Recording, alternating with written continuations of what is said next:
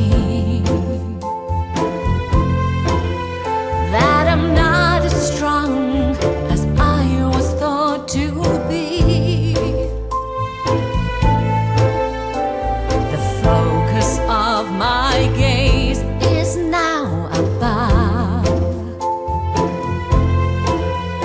where my Father watches over me in love.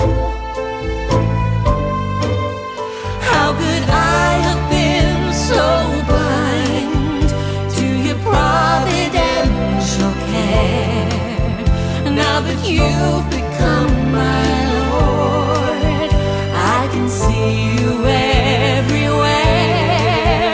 Lord, you open up your hand, for you come to satisfy the desire of every living thing. May your name be glorified.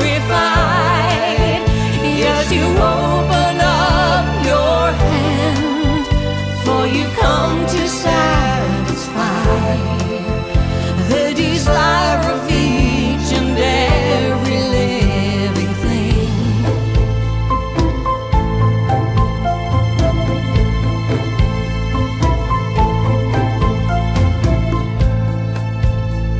There's been so many times I've gone astray, and I've turned aside so quickly from the way. I've fallen into doubt and into fear, and I've lost my faith when enemies were near. I'd be finished were it not for your providential care. But I thank you, precious Lord, that your Spirit's everywhere. Lord, you open up your hand, for you come to satisfy the desire of every living thing. May your name be glorified. Yes, you open up your hand, for you come to satisfy the desire of each and every living thing.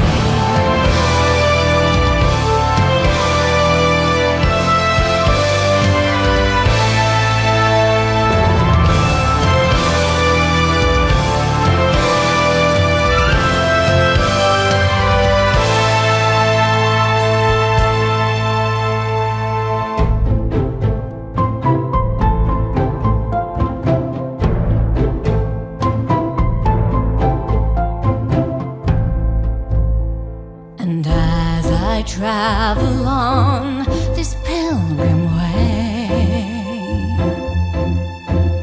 I'll acknowledge how I need your help each day. And if I'm ever tempted, Lord, to say that my strength alone will see me through the day,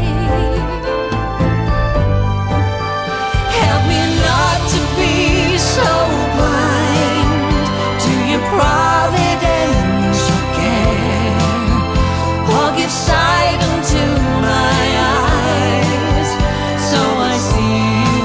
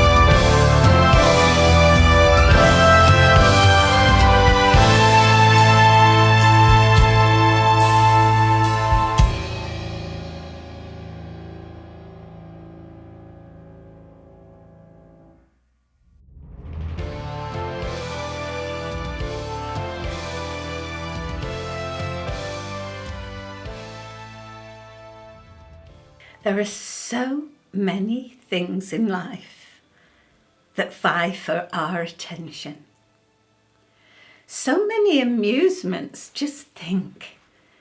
There's reading a good book, there's watching the television, there's going to a football match, there's looking at the internet, there's going and playing your game on the Xbox, sport. My word, the list is endless. And so to put God first, as the first commandment says, involves decision. It involves being intentional, because our spiritual life needs feeding. All life forms need feeding.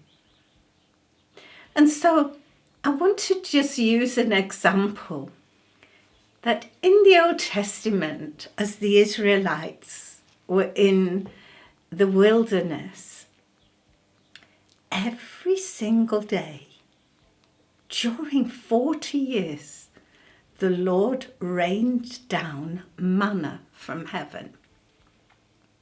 This was a picture of Christ because it was white, it was round, eternal, it had come from heaven.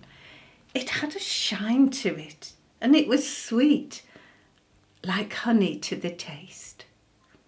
And so every day there was plenty of manna.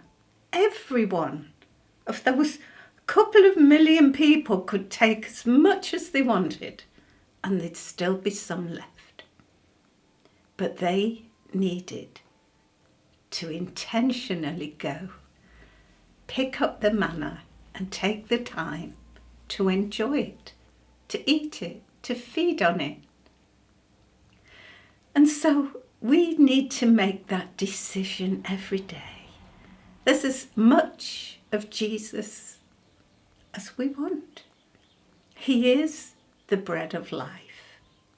And so somewhere we have to deal with distraction and say it's not that distraction is wrong in itself. It's only wrong if it takes all the time and we leave no time for the Lord.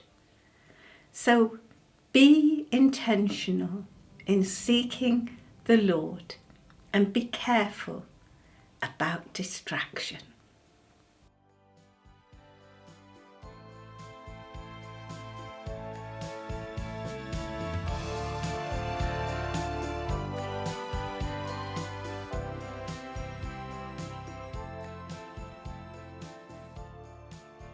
It's true that life's rich fullness is a focus and an aim.